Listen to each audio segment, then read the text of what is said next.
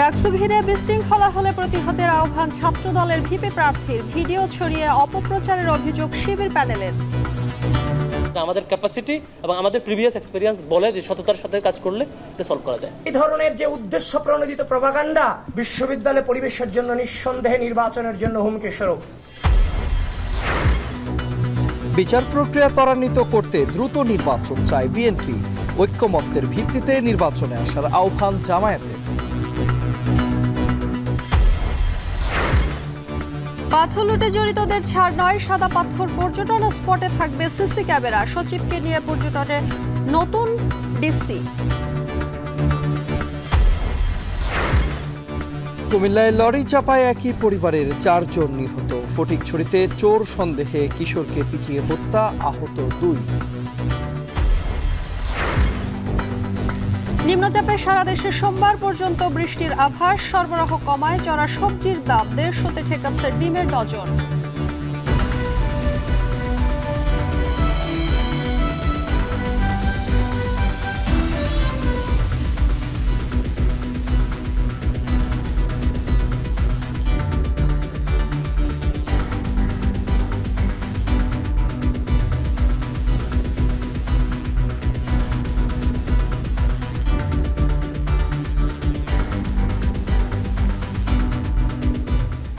স্বাগত। এখন সন্ধ্যায় পুরো আয়োজনে আপনাদের সঙ্গে আছি আমরা দুজন, আমি তন্ময় কুমার রায় এবং আমি শম্পা বিশ্বাস। ডাকসু নির্বাচনে ত্রুটিপূর্ণ প্রার্থীদের রিটার্নিং কর্মকর্তার অফিসে দৌড়ঝাঁপ আর প্রার্থীদের কুশল বিনিময় ও ব্রিফিংয়ে সরগরম ঢাকা বিশ্ববিদ্যালয় ক্যাম্পাস। জুমার নামাজ শেষে শহীদুল্লাহ হলে ছাত্রদলের প্রার্থী আবিদের ব্রিফিংয়ে অভিযোগ করেন তার বক্তব্য নিয়ে প্রোপাগান্ডা ছড়ানো হচ্ছে।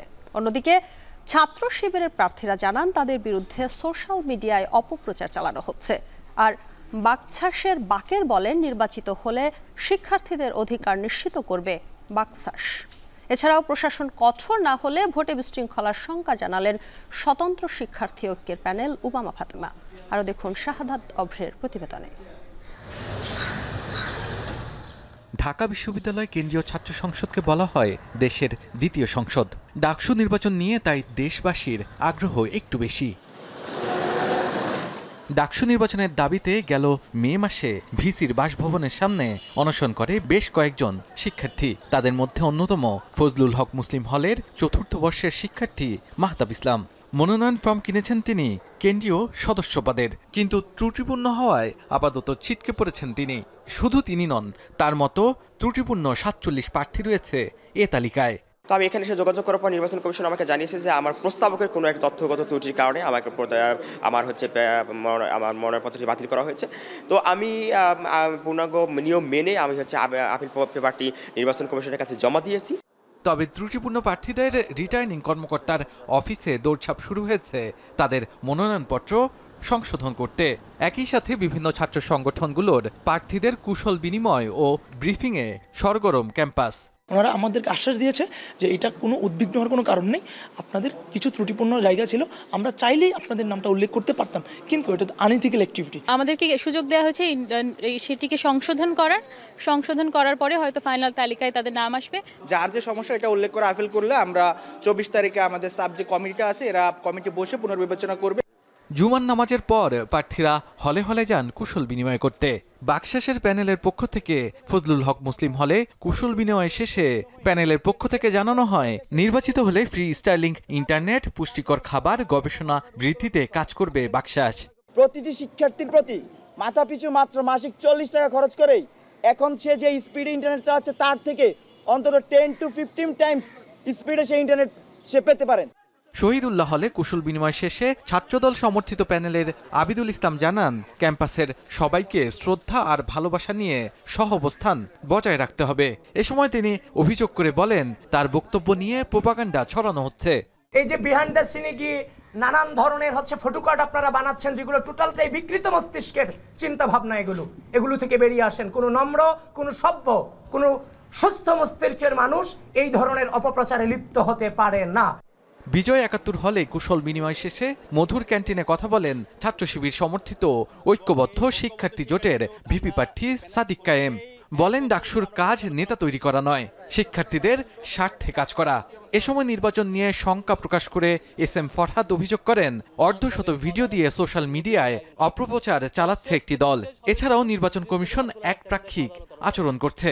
নির্বাচন কমিশন সহ হল প্রভূষ সহ বিভিন্ন শিক্ষক কিন্তু একটি দলের প্রোগ্রামে গিয়ে দলের প্রতিনিধিত্ব করছেন, এবং সেটা আবার তিনি দল করতেই পারেন, কিন্তু সেটা আচরণে এইভাবে করে মানে সিরিয়াসলি বহিঃপ্রকাশ ঘটানো, সেটা আমরা আতঙ্কিত। ছাত্র সংসদ নির্বাচন করার মাধ্যমে আমরা বিশ্ববিদ্যালয়ের শিক্ষার্থীদের ভয়েসগুলো, বিশ্ববিদ্যালয়ের শিক্ষার্থীদের আকাঙ্ক্ষাগুলো, তাদের প্রত্যাশাগুলো আমরা বিশ্ববিদ্যালয় প্রশাসনকে জানাবো এবং তাদেরকে বাধ্য করব, এবং এর মাধ্যমে এই ঢাকা বিশ্ববিদ্যালয়কে একটা সবার বাংলাদেশ, শহীদদের আকাঙ্ক্ষার আলোকে বাংলাদেশ, বৈষম্যহীন ইনসাফভিত্তিক বাংলাদেশ আমরা বিনির্মাণ করব। বিকেলে একই স্থানে সংবাদ সম্মেলন করে উমামা সাদির স্বতন্ত্র শিক্ষার্থী ঐক্য প্যানেল। জানানো হয়, প্রশাসনের উদাসীনতার কারণে নির্বাচনের দিন বিশৃঙ্খলা হওয়ার শঙ্কা রয়েছে। এ সময় প্রশাসনকে কঠোর হওয়ার আহ্বান জানান তারা। প্রার্থীরা কিন্তু তাদের ওই ব্যানারগুলো এখনো পর্যন্ত সরায়নি, অর্থাৎ বোঝাই যাচ্ছে যে এখানে প্রশাসনের পক্ষ থেকে নাম কাউ আসতে তারা কিন্তু কিছু উদ্যোগ গ্রহণ করছে, কিন্তু তাদের পক্ষ থেকে, নির্বাচন কমিশনের পক্ষ থেকে এই আচরণবিধি ভঙ্গের জন্য যে যে ধরনের শক্ত অবস্থান নেওয়া দরকার ছিল সেটা এখনো পর্যন্ত আমরা প্রশাসনের পক্ষ থেকে দেখতে পাচ্ছি না। চিফ রিটার্নিং কর্মকর্তা অধ্যাপক মোহাম্মদ জসিম উদ্দিন বলেন, তারা আশাবাদী বাদ পড়া 47 জনও শর্ত পূরণ সাপেক্ষে ডাকসু নির্বাচনে অংশ নিতে পারবেন। বাই দিস টাইম ক্যান্ডিডেটরা যখন আবেদন করতে আসছে তার কার কি ভুল তারা জেনে যাচ্ছে, তখন ওই যে যদি কারেকশন করার সুযোগ থাকে তাদেরকে এসে কারেকশন করে দিতে হবে। তো ওই বোর্ড যদি মনে করে যে না, এই মাইনর ভুলের জন্য তাদেরকে আমরা মাফ করে দেব, তাহলে আমরা সবাইকে নিয়ে নিব। আর যদি বলে না মেজর ভুল আছে তাকে মাফ করা যাবে না, তো সেই ক্ষেত্রে তারটা হয়তো বাদ পড়ে যাবে। আগামী 24 আগস্ট বৈধ প্রার্থীর নতুন তালিকা প্রকাশ করবে কমিশন। সেই সাথে আচরণবিধি সম্পর্কে সচেতন থাকার আহ্বান জানান তিনি। শাহাদাত অফরো, এখন, ঢাকা। ত্রুটিপূর্ণ মনোনয়নপত্র জমা দেয় ডাকসু নির্বাচন থেকে ছিটকে পড়া 47 জনের মধ্যে 30 জন প্রার্থিতা ফিরে পেতে পুনর্বিবেচনার আবেদন করেছেন। এদিকে আনুষ্ঠানিক প্রচারণা শুরু না হলেও ব্যস্ত সময় পার করছেন সব প্যানেলের প্রার্থীরা। এ বিষয়ে বিস্তারিত জানাতে ঢাকা বিশ্ববিদ্যালয় ক্যাম্পাস থেকে আমাদের সঙ্গে যুক্ত আছেন সহকর্মী ফরহাদ বিন নূর। চলে যাচ্ছি ফরহাদের কাছে। ফরহাদ, সব প্যানেলের প্রার্থীরাই তো ক্যাম্পাসে ব্যস্ত সময় পার করছেন, আমরা প্রতিবেদনও দেখছিলাম। আর যারা মূলত প্রার্থিতা ফিরে পাওয়ার আবেদন করেছেন তাদের বিষয়ে আপনার কাছে কোনো তথ্য রয়েছে কিনা বিস্তারিত জানাবেন আমাদের।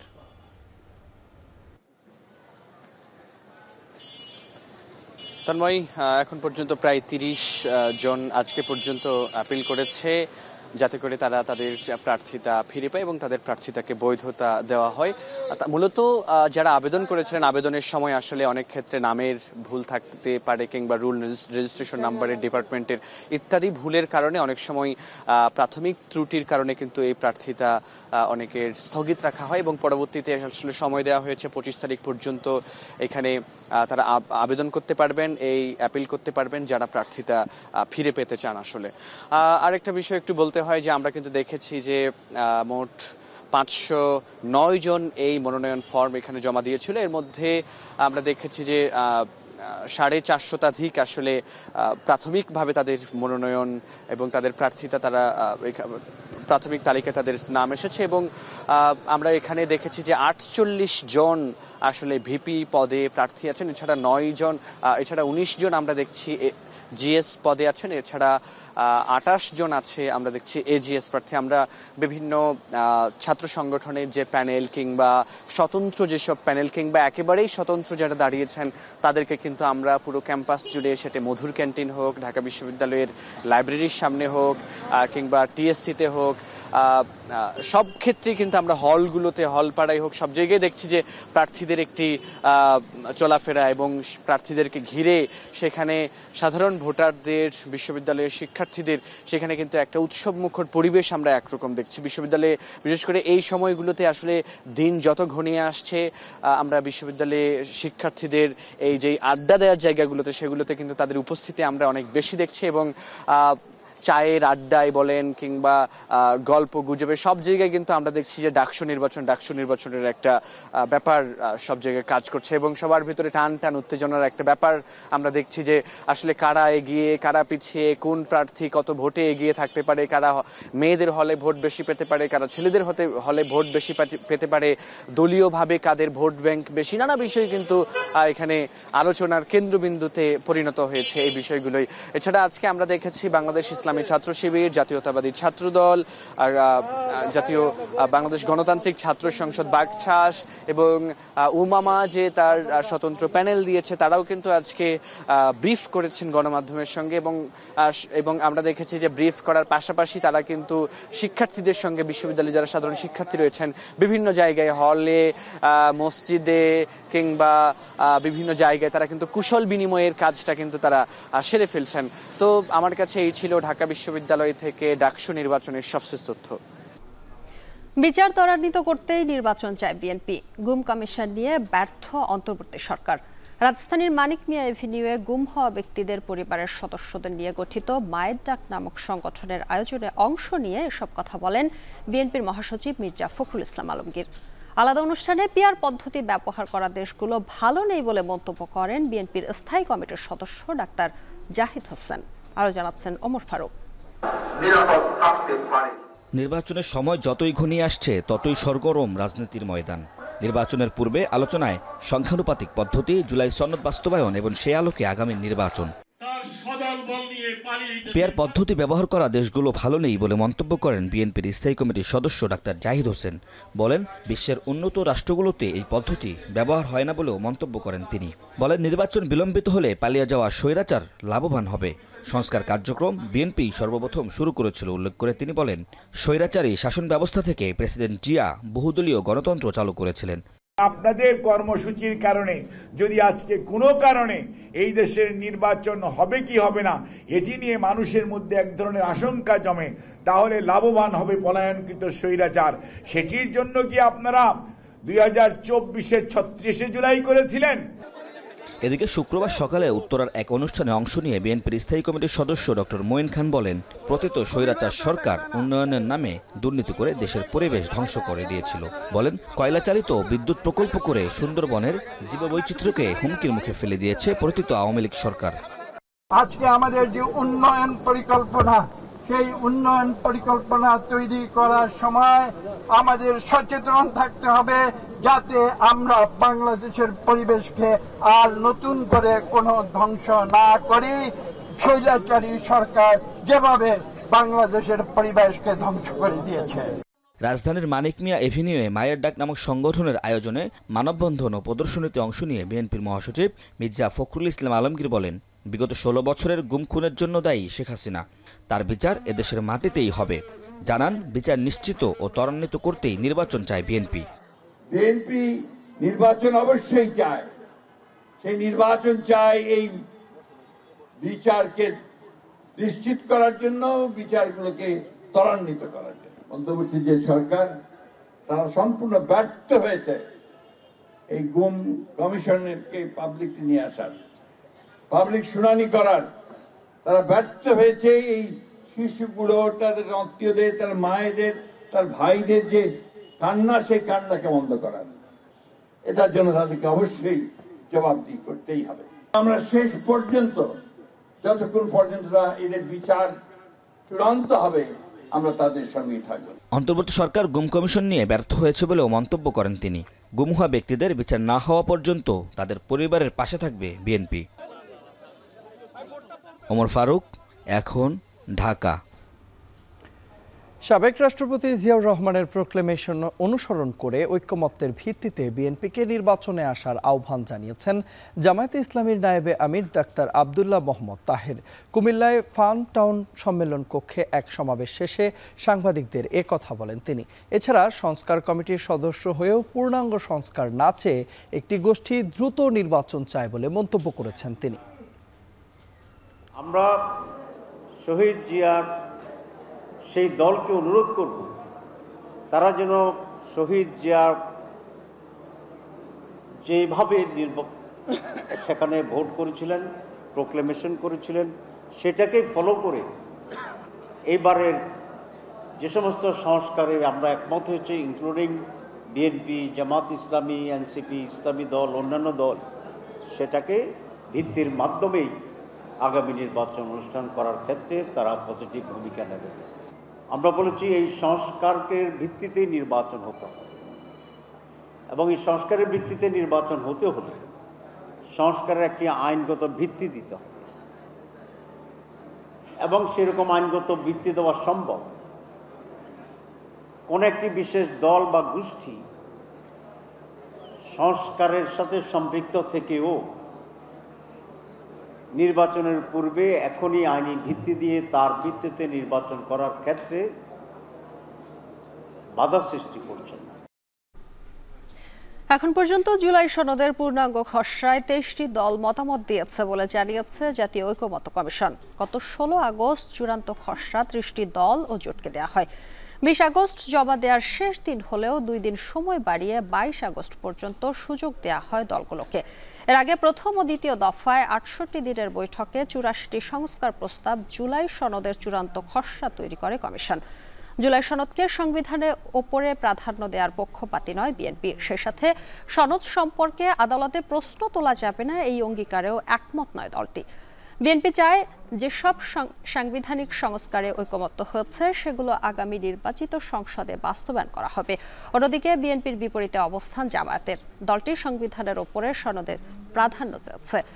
তবে কোন কোন সংস্কার প্রস্তাব নির্বাচনের আগে বাস্তবায়নযোগ্য এই তালিকা ঐকমত্য কমিশনের কাছে চেয়েছে তারা।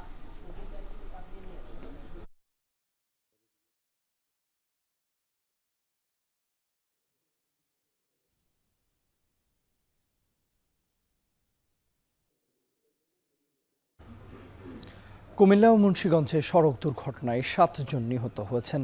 এসব দুর্ঘটনায় আহত হয়েছেন আরও অন্তত 5 জন। দুপুরে ঢাকা চট্টগ্রাম মহাসড়কের পদুয়ার বাজারে প্রাইভেট কারের উপর কাভার্ড ভ্যান উল্টে পড়ে বাবা মা ও 2 ছেলে নিহত হয়েছেন। অন্যদিকে গেল রাতে ঢাকা মাওয়া এক্সপ্রেসওয়েতে প্রাইভেট কারের চাপায় মোটরসাইকেলের 3 আরোহী নিহত হয়েছেন। সহকর্মীদের পাঠানো তথ্য ছবিতে দেখুন বিস্তারিত। ঢাকা থেকে কুমিল্লার গ্রামের বাড়িতে বাবা ওমর আলী, মা নূরজাহান বেগম ও ভাই আবুল কাশেমকে নিয়ে বরুড়ার হোসেনপুরে ফিরছিলেন আবুল হাশেম। কিন্তু তাদের প্রাইভেট কারটি ঢাকা চট্টগ্রাম মহাসড়কে ভয়াবহ দুর্ঘটনায় নিমিষেই সব শেষ। পুলিশ ও স্থানীয়রা জানান, চট্টগ্রাম থেকে ছেড়ে আসা ঢাকামুখী একটি লরি পদুয়ার বাজার পৌঁছলে হঠাৎই একটি অটোরিকশা ইউটার্ন নিয়ে সামনে চলে আসে। এ সময় লরিটি ব্রেক করলে নিয়ন্ত্রণ হারিয়ে বিপরীত দিক থেকে আসা প্রাইভেট কার ও অটোরিকশার উপর উল্টে পড়ে, চাপা পড়ে প্রাইভেট কারটি। এতে ঘটনাস্থলেই ভেতরে থাকা একই পরিবারের 4 জন নিহত হন। আহত হন অটোরিকশায় থাকা 4 আরোহী। তাদের উদ্ধার করে কুমিল্লা মেডিকেল কলেজ হাসপাতালে ভর্তি করা হয়। লং ভেহিকেল উল্টায়া প্রাইভেট কার উপর পড়ছে, পড়াতে প্রাইভেট কারের যাত্রী 4 জন মারা গেছে। ভাই একজন ড্রাইভ করতেছিল, সামনে বসা ছিল ভাই, 2 ভাই সামনে আর বাবা আর মা পিছনের সিটে বসা ছিল। স্থানীয়দের অভিযোগ, পদুয়ার বাজারের এই ইউ টার্নে আগেও অনেক দুর্ঘটনায় বহু হতাহতের ঘটনা ঘটেছে। এখানে দৈনিক প্রশাসন থাকতো, এখানে অ্যাক্সিডেন্ট হয় না, দৈনিক অ্যাক্সিডেন্ট হয় এখানে। এটা নামার কথা ছিল ফ্লাইওভার প্ল্যান্ট কোম্পানির সামনে। যদি আমাদের ফ্লাইওভারটা এখানে নামতো তাহলে দুর্ঘটনার সম্মুখীন মানুষ হয় না। দুর্ঘটনার পর মহাসড়কে তীব্র যানজট সৃষ্টি হয়। পুলিশ, ফায়ার সার্ভিস ও স্থানীয়দের সহায়তায় 5 ঘন্টা পর যান চলাচল স্বাভাবিক হয়। মাসুদ আলম, এখন কুমিল্লা। নোয়াখালীর দ্বীপ উপজেলা হাতিয়ায় বিদ্যুৎ উন্নয়ন বোর্ডের ঠিকাদারের 2 কর্মীকে চোর সন্দেহে বেঁধে রেখে মারধরের পর একজনের মৃত্যু হয়েছে। বৃহস্পতিবার রাতে জাহাজপাড়া ইউনিয়নের 3 নম্বর ওয়ার্ডের চরহেয়ার আসাদনগরে এই ঘটনা ঘটে। পুলিশ জানায়, লোকমান ও মোস্তাফিজ বিদ্যুৎ সরবরাহ লাইনের কাজ শেষ করে অপ্রয়োজনীয় 160 কেজি মালামাল বিক্রির জন্য আসাদনগরের ভাঙাড়ি ব্যবসায়ী দুলালের দোকানে যায়। এ সময় স্থানীয় ইলেকট্রিশিয়ান তারেক আজিজ সহ 3 জন মিলে বিক্রি করতে নেওয়া মালামালগুলো চুরির বলে তাদের 2 জনকে বেঁধে লোহার দণ্ড দিয়ে মারধর করে। খবর পেয়ে পুলিশ ঘটনাস্থলে পৌঁছে তাদের উদ্ধার করে। এর কিছুক্ষণ পর লোকমানের মৃত্যু হয়। এ ঘটনায় তারেক আজিজকে আটক করেছে পুলিশ।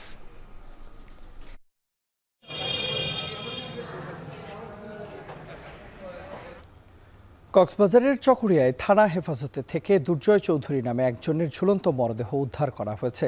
এই ঘটনায় হানিফ মিয়া নামে এক এএসআই ও 2 কনস্টেবলকে প্রত্যাহার করা হয়েছে বলে জানা গেছে। বিকেলে তাদের প্রত্যাহারের বিষয়টি নিশ্চিত করে পুলিশ। এদিকে ঘটনা তদন্তে পুলিশের পক্ষ থেকে 3 সদস্যের তদন্ত কমিটি গঠন করা হয়েছে। এর আগে সকালে নির্বাহী ম্যাজিস্ট্রেটের নেতৃত্বে মরদেহের সুরতাহাল করে পুলিশ। শুক্রবার রাত 2টা থেকে 4টার মধ্যে তার মৃত্যু হয়েছে বলে ধারণা করা হচ্ছে। দুর্জয় চকরিয়া সরকারি পাইলট উচ্চ বিদ্যালয়ের অফিস সহকারী ও কম্পিউটার অপারেটর হিসেবে কাজ করতেন। তার বিরুদ্ধে চেক জালিয়াতির মাধ্যমে স্কুল ফান্ডের টাকা আত্মসাতের অভিযোগ এনেছিলেন বিদ্যালয়টির প্রধান শিক্ষক। এর প্রেক্ষিতে থানায় গেলে তাকে আটকে রাখা হয়। এদিকে বিকেলে দুর্জয়ের মৃত্যুর সুষ্ঠু তদন্ত ও বিচারের দাবিতে চকরিয়ায় বিক্ষোভ করেন স্থানীয়রা।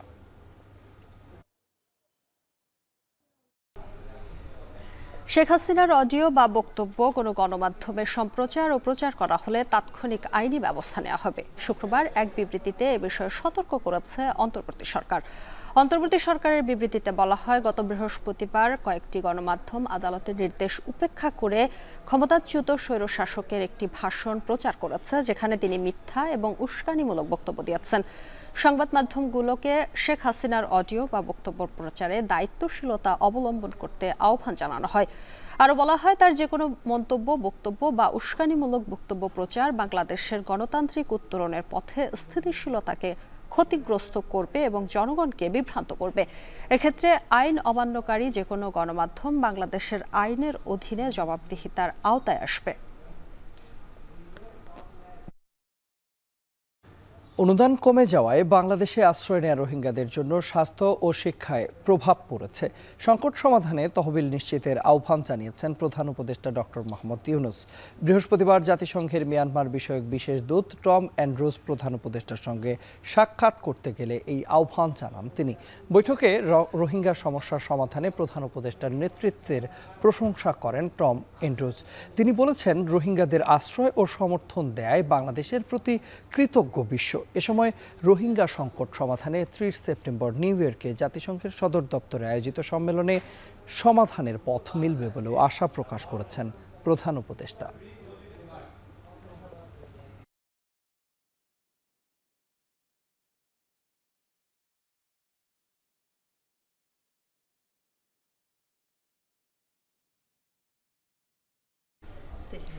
বাংলাদেশ ও পাকিস্তান একসাথে কাজ করলে আমদানি ও রপ্তানি সক্ষমতা বৃদ্ধি পাবে দুই দেশের। এজন্য দেশটির সঙ্গে যৌথ বাণিজ্য কমিশন চুক্তি হওয়ার কথা রয়েছে। রোববার সকালে চট্টগ্রাম চেম্বার অব কমার্স কার্যালয়ে চট্টগ্রামের ব্যবসায়ীদের সাথে আয়োজিত এক মতবিনিময় সভায় অংশ নিয়ে কথা জানিয়েছেন বাণিজ্য উপদেষ্টা।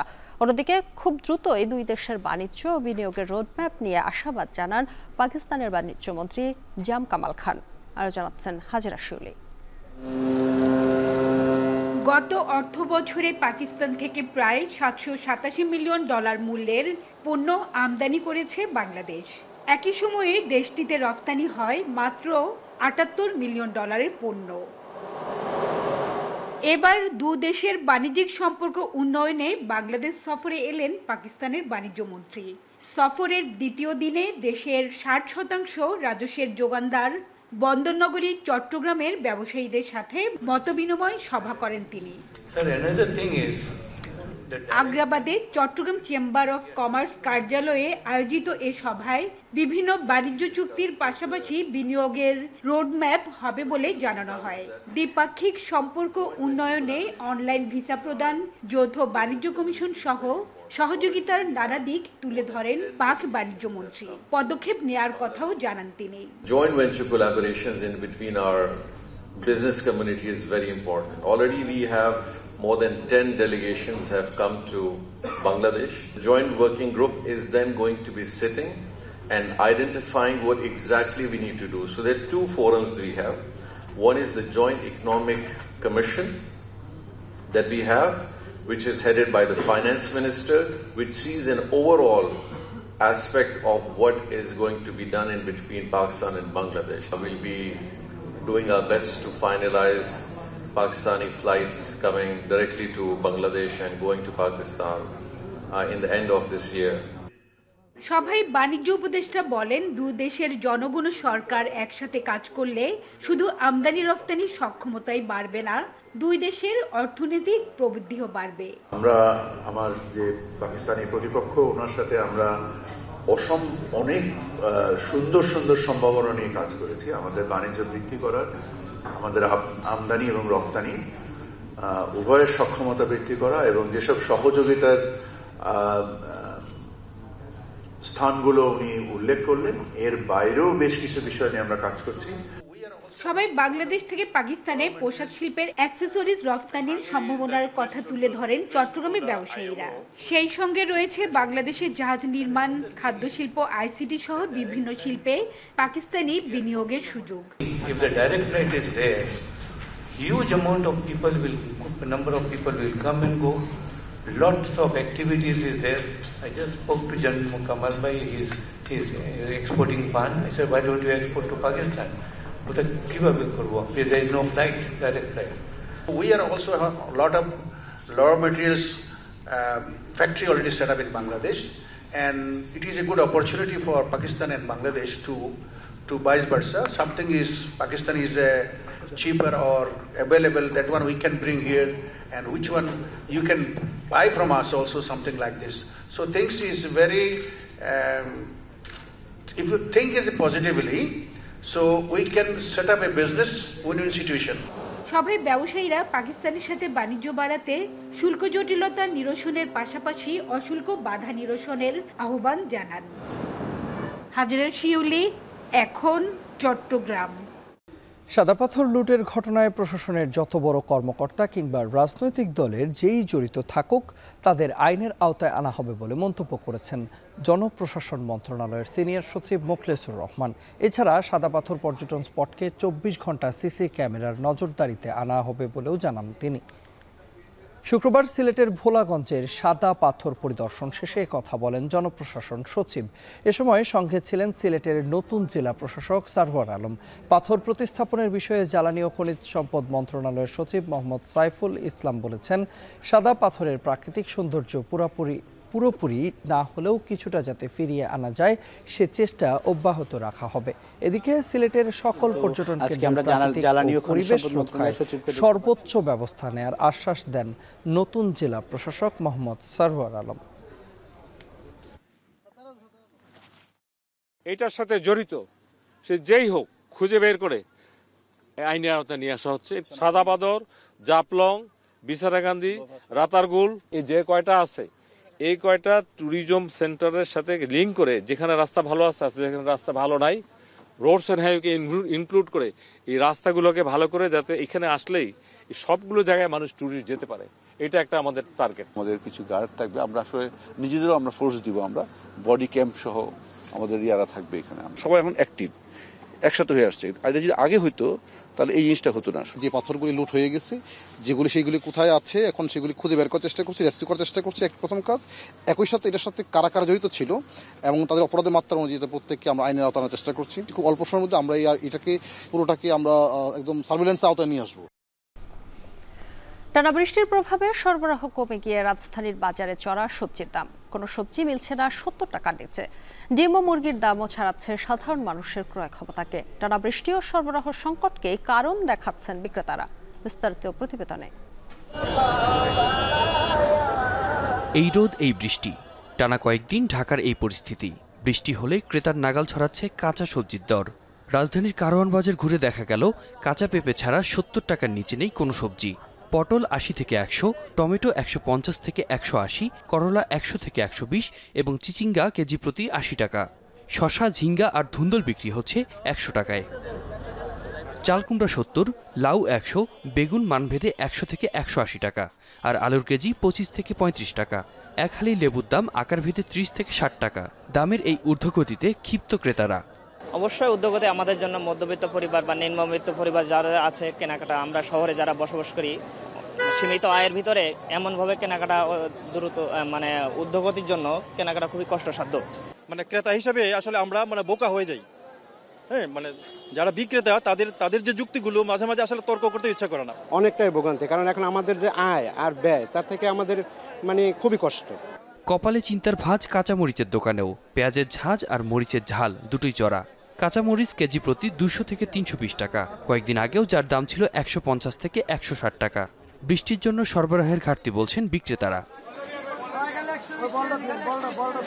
সব কিছুর দামে বেশি, আমদানি কম আর বৃষ্টি টিষ্টির জিনিস নষ্ট হয়ে গেছে, গাড়ি ঘোড়া আসতে লেট হয়, এই জন্য জিনিসের দাম অনেক বেশি। বাজার আমদানি কম ছিল, বৃষ্টি, মালের দাম বাজার উৎপাদন কম, ফসল উৎপাদন কম, বাজার আসে মাল কম, দাম বেশি। স্বস্তি নেই আমিষের বাজারেও। ব্রয়লার 170 ও সোনালী মুরগি বিক্রি হচ্ছে কেজিতে 300 টাকায়। উত্তাপ ছড়াচ্ছে ডিমের বাজারেও। হালি বিক্রি হচ্ছে 48 টাকায়। প্রত্যেকটি মাছ কেজিতে বেড়েছে সর্বোচ্চ 200 টাকা পর্যন্ত। বৃষ্টির দোহাই দিলেন বিক্রেতারা। জানালেন সবজির চড়া দামে ক্রেতারা আমিষ কেনা কমিয়েছেন। সবজির দাম বেড়ে গেছে, তো অনেক বেড়ে গেছে। সবজির সাথে মাছের দামও বেড়ে গেছে। সবজির দাম বাড়তি দিকে মানুষের মুরগির দামও বাড়তি দিকে কিনতে পারে না। কি লেগে মানুষের মানে ইনকাম কম, এই কারণে মানুষ কিনতে পারে না। বৃষ্টিকে নেহাত অজুহাত বলছেন ক্রেতারা। দাবি জানাচ্ছেন বাজার তদারকির। কিছু এলেই বলে বৃষ্টি, আর মনে করেন শুধু ডিম সবজি সবকিছুরই দাম বাড়তি, বলে যে বৃষ্টির জন্য দাম বাড়তি। বৃষ্টি তো একটা অজুহাত। বৃষ্টি কিছুটা তো হ্যাম্পার করেই, মানে ফসলের ক্ষেত নষ্ট করে, কিন্তু এতটা না যতটা বাজারের দামের তারতম্য হয়। এদিকে আমদানি শুরু হয় চলতি মাসের শেষের দিকে। বাজারে চালের দাম কমবে বলে আশাবাদী স্থানীয় ব্যবসায়ীরা। আতিক মেজবালগ্ন, এখন ঢাকা। বঙ্গোপসাগরে সৃষ্ট নিম্নচাপ ও আমাবস্যার প্রভাবে উত্তাল হয়ে উঠেছে সাগর। উপকূলীয় এলাকায় বিরাজ করছে বৈরী আবহাওয়া। নিম্নচাপের প্রভাবে কুয়াকাটা সহ পার্শ্ববর্তী এলাকায় গুঁড়ি গুঁড়ি বৃষ্টির সঙ্গে বিরাজ করছে গুমোট আবহাওয়া। সাগর উত্তাল হয়ে ওঠায় পায়রা সহ সকল সমুদ্র বন্দরকে 3 নম্বর স্থানীয় সতর্ক সংকেত দেখাতে বলা হয়েছে। একই সঙ্গে সকল মাছ ধরার ট্রলার, নৌকাকে উপকূলের কাছাকাছি থাকার নির্দেশ দেওয়া হয়েছে। দুর্যোগপূর্ণ আবহাওয়ার কারণে এরই মধ্যে নিরাপদ আশ্রয়ে ফিরছেন বঙ্গোপসাগরে অবস্থানরত মাছ ধরার ট্রলারসমূহ। নিম্নচাপের কারণে ভারী বৃষ্টিপাত ও বৈরী আবহাওয়া আরও কয়েকদিন বিরাজ করতে পারে বলে জানিয়েছে আবহাওয়া বিভাগ।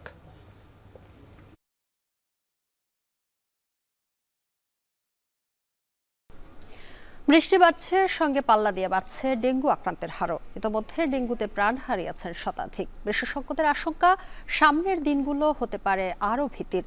একই সাথে জলবায়ু পরিবর্তনের সাথে তাল মিলিয়ে মশক নিধনে কার্যকর উদ্যোগ নেওয়ার আহ্বান তাদের।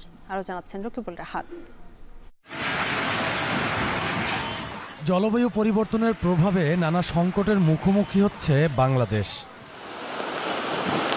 ঘূর্ণিঝড়, বন্যা, নদী ভাঙন, খরা, উপকূলীয় অঞ্চলে লবণাক্ততা বৃদ্ধির মতো প্রাকৃতিক দুর্যোগের হানায় পড়ছে দেশ, যার প্রভাবে স্বাস্থ্য ঝুঁকিসহ বাড়ছে মশাবাহিত রোগের প্রাদুর্ভাব।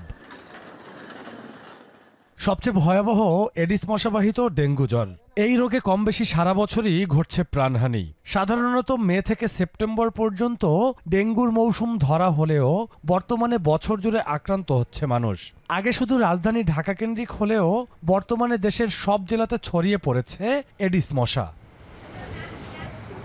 বিশেষজ্ঞদের মতে ডেঙ্গুর এমন লাগামহীন সংক্রমণের পেছনে জলবায়ু পরিবর্তনের নেতিবাচক প্রভাবের দায় রয়েছে।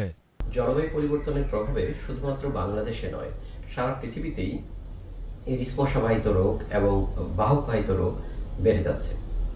জলবায়ু পরিবর্তনের সবচেয়ে বেশি প্রভাব বাংলাদেশে, কারণ নিচু অঞ্চল বা ভাটি অঞ্চলের দেশ হওয়ার কারণে এই অঞ্চলে এর প্রভাবটা সবচেয়ে বেশি।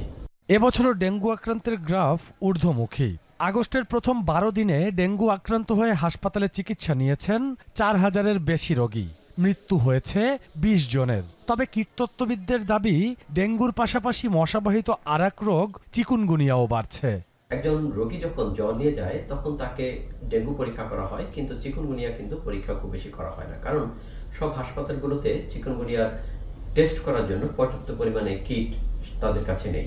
কিছু কিছু ল্যাবে সেটি আছে, পিসিআর করে চিকুনগুনিয়াটি শনাক্ত করা হয়, কিন্তু চিকুনগুনিয়ার কিটও ডেঙ্গুর পাশাপাশি সহজলভ্য হওয়া দরকার, যেন স্বল্প খরচে সরকারি হাসপাতালগুলোতে মানুষ চিকুনগুনিয়া আইডেন্টিফাই করতে পারে। অন্যান্য বছরের তুলনায় এবছর জ্বরে বেশি মানুষ আক্রান্ত হচ্ছেন। যারা জ্বর নিয়ে হাসপাতালে আসছেন তাদের ডেঙ্গুর পাশাপাশি চিকুনগুনিয়া বা অন্যান্য ফ্লুর পরীক্ষা নিরীক্ষা করার কথা জানাচ্ছেন চিকিৎসকরা।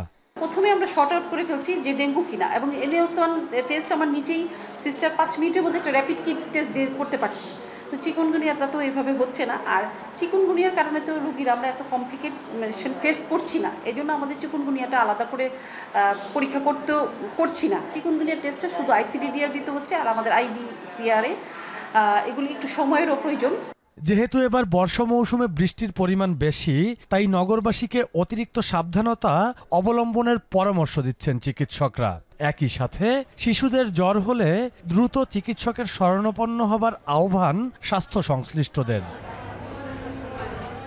রকিবুল রাহাত, এখন, ঢাকা।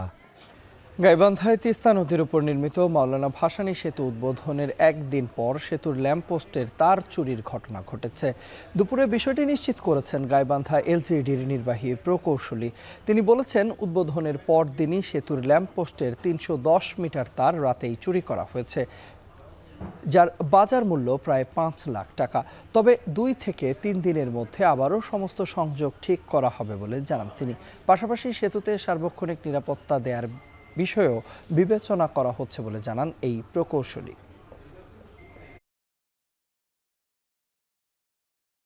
দেশের বাইরের প্রসঙ্গ, ইসরায়েলি অবরোধে গাজা উপত্যকায় দুর্ভিক্ষ দেখা দিয়েছে বলে প্রথমবার ঘোষণা দিল জাতিসংঘ সমর্থিত সংস্থা IPC। বিশ্বজুড়ে খাদ্য সংকট ও ক্ষুধা পরিস্থিতি নজরদারি করার সংস্থাটি জানিয়েছে, গাজার অন্তত একটি এলাকায় ইতোমধ্যে দুর্ভিক্ষ দেখা দিয়েছে, যা আগামী মাসের মধ্যে সব জায়গায় ছড়িয়ে পড়ার শঙ্কা রয়েছে। সংস্থাটি আরও জানিয়েছে, গাজার প্রায় 1/4 তথা 5,14,000 ফিলিস্তিনি এই মুহূর্তে দুর্ভিক্ষের সম্মুখীন।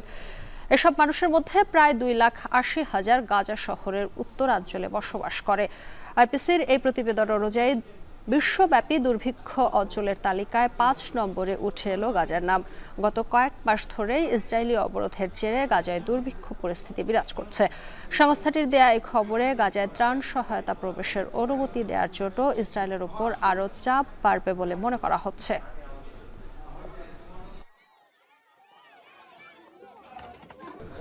সংবাদ শেষ করব, তবে তার আগে শিরোনামগুলো জানিয়ে দিব আরও একবার। ডাকসু ঘিরে বিশৃঙ্খলা হলে প্রতিহতের আহ্বান ছাত্রদলের ভিপি প্রার্থীর। ভিডিও ছড়িয়ে অপপ্রচারের অভিযোগ শিবির প্যানেলের। আমাদের ক্যাপাসিটি এবং আমাদের প্রিভিয়াস এক্সপেরিয়েন্স বলে যে সততার সাথে কাজ করলে এটা সলভ করা যায়। এই ধরনের যে উদ্দেশ্য প্রণোদিত প্রপাগান্ডা বিশ্ববিদ্যালয় পরিবেশের জন্য নিঃসন্দেহে নির্বাচনের জন্য হুমকি স্বরূপ। বিচার প্রক্রিয়া ত্বরান্বিত করতে দ্রুত নির্বাচন চায় বিএনপি। ঐকমত্যের ভিত্তিতে নির্বাচনে আসার আহ্বান জামায়াতের।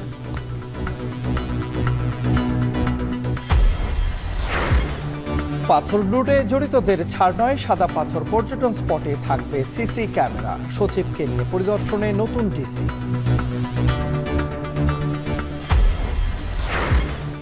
কুমিল্লার লরি চাপায় একই পরিবারের 4 সদস্য নিহত। ফটিকছড়িতে চোর সন্দেহে কিশোরকে পিটিয়ে হত্যা, আহত 2।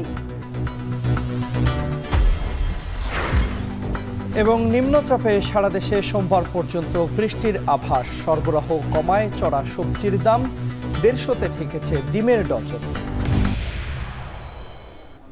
সংবাদ শেষ করছি। এখন টেলিভিশন ওয়েবসাইটে দেখতে ভিজিট করুন www.ekhon.tv। ফেসবুকে দেখুন facebook.com/tv.ekhon আর ইউটিউবে দেখুন youtube.com/c/ekhon tv।